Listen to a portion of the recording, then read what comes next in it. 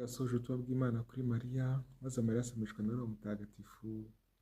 Dore ndi umuja wa Nyagasani, ibyo uvuze bingirirweho. Nuko Jambo yigira umuntu abana natwe. Ndakuramutsa Mariya, wuje n'imporana n'Imana, wehuje abagore bose umugisha neza, umwana wabyara asingizwa. Mariya Mutagatifu, umubyeyi w'Imana, uragidusabira tw'abanyabyaha kuri ubu n'igihe tuzapfira. Amen. Niyo Mutagatifu Imana uragidusabira, tubone ko Yesu Kristo yadusezeranyije. Dusabe.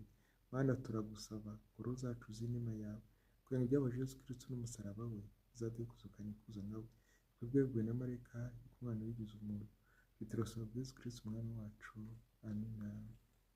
Mwamikazi w'amahoro udusabire, mwamikazi w'intumwa udusabire.